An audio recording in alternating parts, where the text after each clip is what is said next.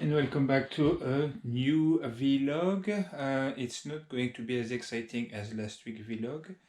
It could have been, but obviously there was a delivery today that was supposed to come in to bring us the aluminium to actually build the rear diffuser, and it's been marked as delivered, yet it's not here. So we know how those things go. But anyway, we'll try to make it interesting by taking some cardboard and actually designing what the rear diffuser look like. And next time we are at the garage, I'm going to show you the engine bay and what I have planned for a custom intake system.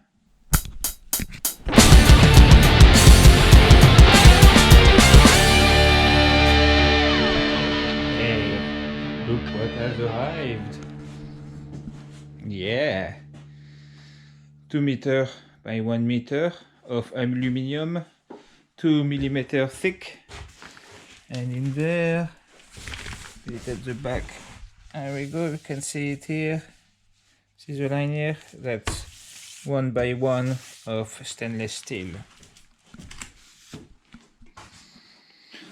And the stainless steel is for the air intake, which I'm going to show you what the plan is in this next clip.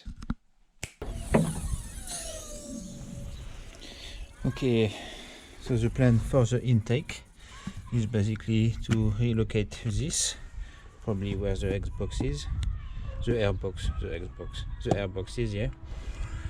I'm planning on getting like a really small one. I found a tiny one, but it's quite expensive, so for now I might either keep this battery or go for a smaller size one, but still not tiny. And the idea is to basically build the airbox here, so that in front of the turbo we don't need an elbow and all that bend. It basically be as straight as possible from the turbo to a pod filter inside a custom airbox here, and then get rid of all that jazz. Then I don't know, I'm torn between either having a 3-inch pipe coming here and actually have a hole in the bonnet, so like that, and that's basically your main air intake, or having 3 smaller one and actually have 3 small holes in the bonnet and have maybe a laser cut plate to have the 6 on top, and basically the hole inside the 6 will be the air intake. Yeah, so basically getting rid of that, moving that. Here's the battery. I reckon we can probably put it, where the airbox is, essentially, to start with. Maybe a bit lower depending on the size. I know it's common to sometimes relocate them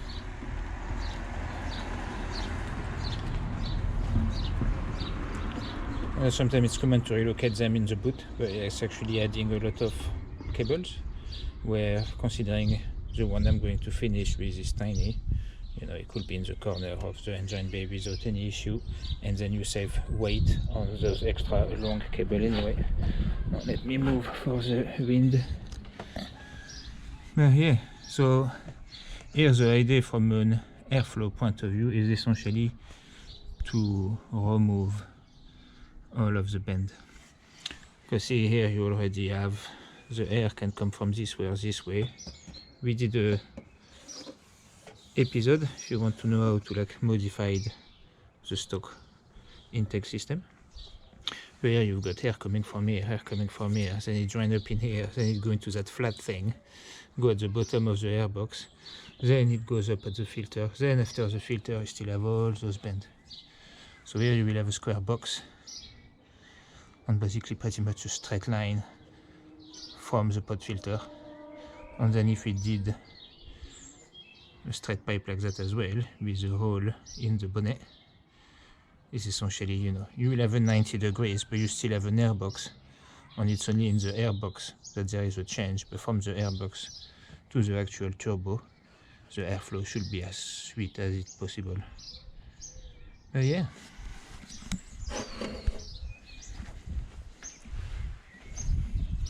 And obviously it will give quite a drastic look, if you know what I mean, because instead of having bolt-on or the stock airbox and all that stuff in carbon or blah blah blah, it's just going to be a stainless steel box and then some pipe.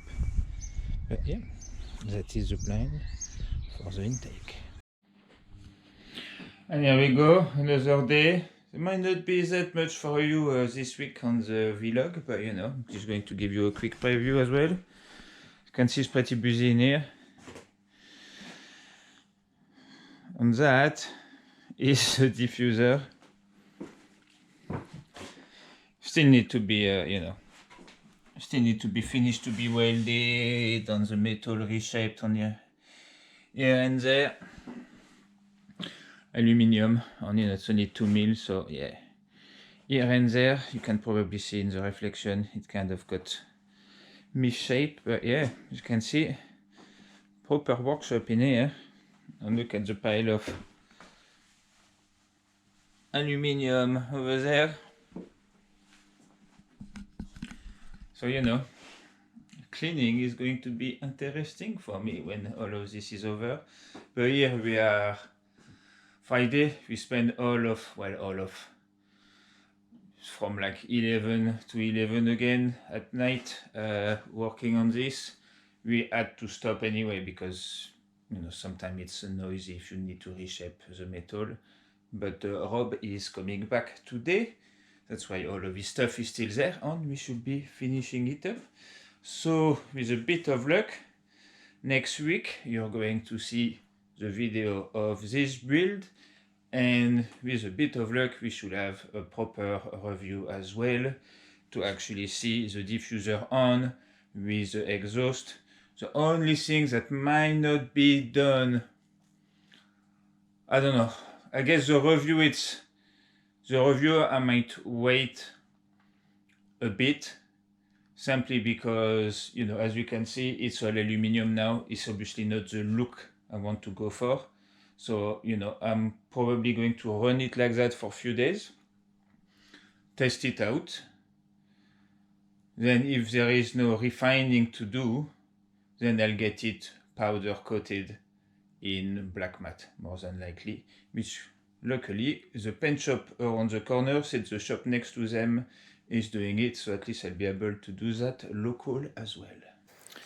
And there you go, guys. That is pretty much it for this vlog. I guess it'll be quite a small vlog compared to usual. But as you've seen, a lot has been going on, at least a couple of days spent on building. Here I'm just taking a break, walking the doggy over there, but Rob is very much in my front room, pushing it in. And you know, sat here quietly on a quiet spot, so obviously somebody with their dog is going to walk in my direction, so that this one need to go on the lead. She's very gentle and a sweetheart, but because she's been attacked 3 times by fucking Labradors, now if she feels like a dog is about to start, then she just fucking like, you know, very extremely defensive. Not aggressive dog, but extremely defensive. So, you know, sometimes when crossing other dogs, I actually have to put her on the dog lead because, yeah, now she's pretty much like, you know, another dog go, "Ooh, you want some?" She's like, "Yeah, let's have it." So, you know, yeah, not the best. And unfortunately for her, as though she's got a bad rep, every time we cross dogs that people think are alright, they're the one fucking barking at her. The other day, smallest dog you ever seen with a muzzle on, I fucking went for her. For that, she's pretty good. If it's small, she doesn't stress, and then even if it's an aggressive little bastard, she will just ignore it because she knows no harm can be done. If it's anything bigger and a reminder of her attackers, then it's a lot worse. And yeah, she's actually got like scars on her neck, 3 lines from that first attack. How are you, girl? What's in there?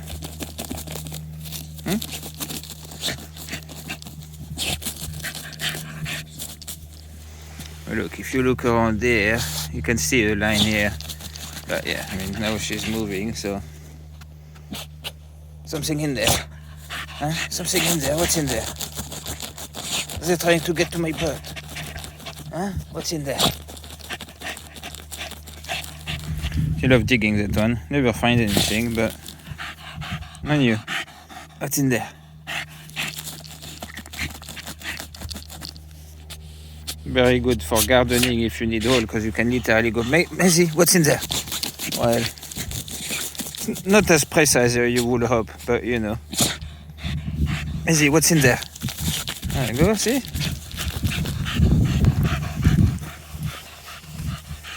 And if you've got small bushes that need ripped off, she is very good at those too. So I probably get a bit of wind noise, but I'm trying to get out of the wind. Probably tons of wind noise there. But anyway, guys, hope you enjoy this short vlog. At least you know what's coming for the intake. There's actually a details on the intake mode that I didn't precise because it will come later for, you know, extra flex. And yeah, what you should see soon as well is we are going to be developing a product with my mate Rob for the MQB platform that will be available to all of you with the MQB platform, of course. Anyway, guys, thanks for watching this vlog and see you in the next one.